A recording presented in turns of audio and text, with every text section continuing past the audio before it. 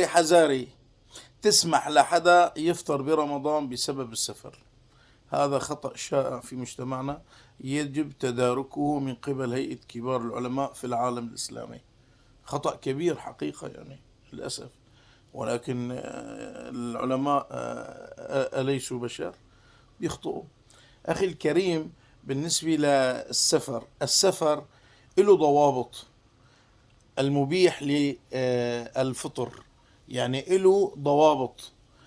مو أي سفر بيسمح لك تفطر، في مسافة، في علة، في سفر، في إلى آخره. نفس الأمر بالمرض، مو أي مرض بيخليك تفطر. يعني أنا وجعني راسي بفطر، أنا صابني مثلا مرض نقرس بفطر؟ لا. درسي بيوجعني بفطر؟ لا. هناك طبيب حاذق ينبغي عليه أن يصدر قرار رسمي أنه يحق لك تفطر إلا لا، وإلا ما بيصح. المسألة ما هي عبطة. السبب أو الشيء اللي من خلاله بحق لك تفطر في رمضان بعذر السفر أن يكون مسيرة يوم وليلة على الدواب الذي اعتادت عليه بلاد شبه الجزيرة العربية قديما، يعني الخيل، البغال، الحمير، الإبل. فأنت مسافة 65 كيلو مثلا على الإبل، هاي بتأخذ يوم وليلة مثلا تمشي فيها تعب وكذا. هذا السفر هذا هو المبيح. أما السفر اللي بيكون مثلا أنت مسافر في الباص لمدة مثلا 100 كيلو تفطر، هذا ما بيجوز. هذا افطار عامدا متعمدا في رمضان. والله يا أخي، والله العظيم عم بحكيك علم. العلم إدراك الشيء على ما هو عليه بدليل، على ما هو عليه، ما على حسب ما تناقله الناس. الفتوى قديما هيك كانت. مين اللي اجى غير وقال بجوز عن طريق السفينة او بجوز من خلال الطائرة؟ مين؟ طيب مين؟ هات لنشوف، خلينا نحكي. انا اللي بطالبكم وليس انتم اللي بتطالبوني. مسألة مهمة جدا يعني. طبعا أنا بحكيك أنا بحكم إني دارس، أنا دارس شريعة ومتخرج بجامعة دمشق من 2000، يعني 25 سنة أنا مخلص دراسة جامعة كلية الشريعة، مخلص. لاحظ أخي، الموضوع ليس من السهولة بمكان. ما بصير تفتي، لا تفتي، قول ما بعرف. اللي بده يفتي بده يكون عنده دليل. الأصل إيش؟ السفر المبيح مسيرة يوم وليلة. لما بدك تجي انت تقيسه على يوم على 65، هذا خلاف القياس، فغيره عليه لا يقاس. ما كان على خلاف القياس فغيره عليه لا يقاس. يعني انت لما قست المسافة المبيحة من خلال المشي اللي مشيته يوم وليلة ب65 كيلو، ما بترجع بتقول إيه تمام نحن بنمشيها مثلا بالطيارة 65 كيلو متر بحق لنا، معناته لا.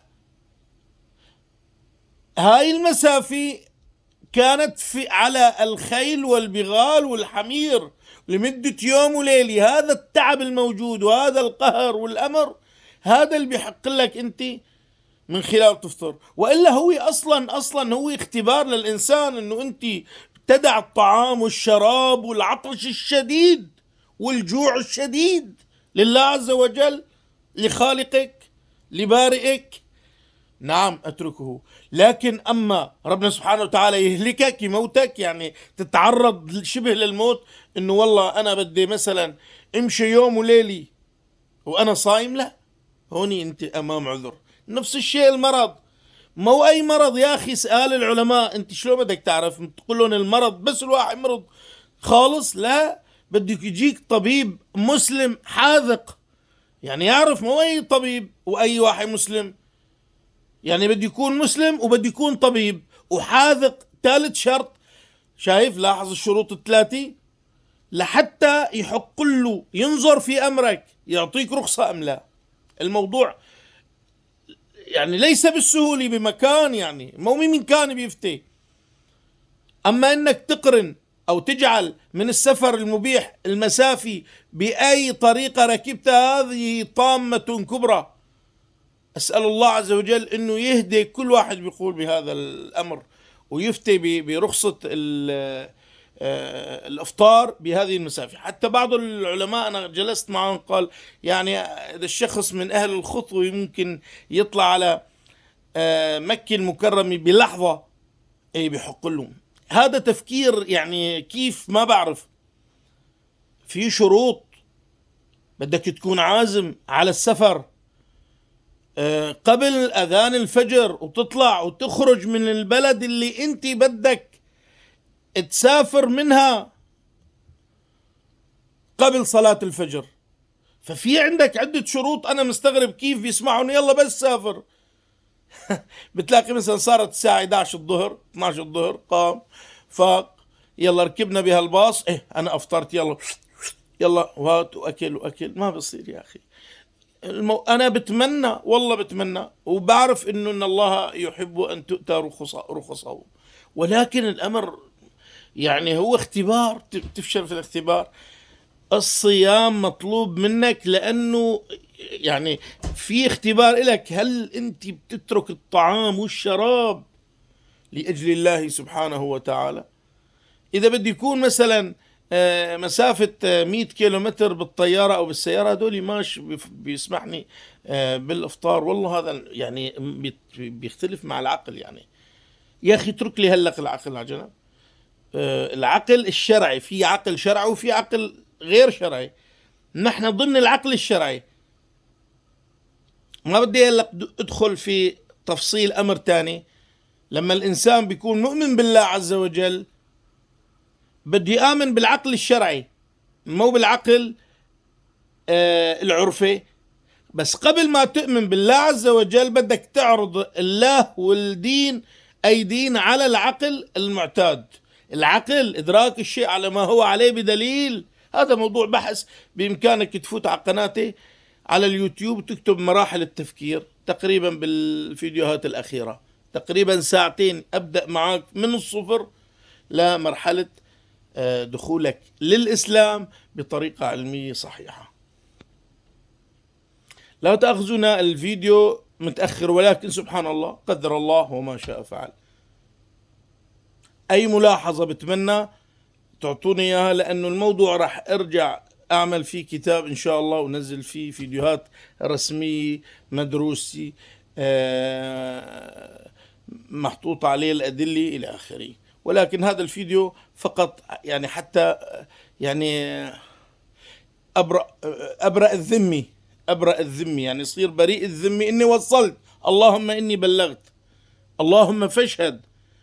يا أخوان ما بيجوز تفطر 65 كيلومتر بالطيارة، ما بتقطعها ب5 دقائق. معقول؟ هذا مو منطق. أمر هاي رخصة إذا في حال كانت صحيحة، بس هاي ما رخصة يا أخي. هديك الفكرة يوم وليلة على زمان الرسول صلى الله عليه وآله وسلم. يوم وليلة قالوا يعني نعرف يوم وليلة إيش قد بنقطع مسافة. بنقطع مثلا 65 كيلومتر، بس بنقطع يوم وليلة بتعبها، بركوبها، بعطشها، بغير ذلك. ما والله أنا حطيت اليوم وليلة بال65 بعدين ركبت. والله شلون؟ مين اللي سمح بموضوع إنه إذا ركبت بالباص مسافة السفر بتكون هيك؟ مين اللي قال؟ طبعا ما راح تحسن تقول أجمعوا. الإجماع بده يكون إنه كل الأمة الإسلامية، علماء الأمة الإسلامية بكل أطيافها ومذاهبها اجتمعوا في مكان وكلهم قرروا جواز هالشيء هذا. هذا ما تم ولا يمكن يتم في عصرنا. والله أعلم. آخر شيء والله أعلم، مشان ما حدا يفكر أني أنا ممكن أرجع أتراجع عن رأيي، ولكن إذا وقفت على أدلة شرعية صحيحة. ولكن هاي الأدلة المتاحة أمامي، وهذه الأدلة قطعية يعني.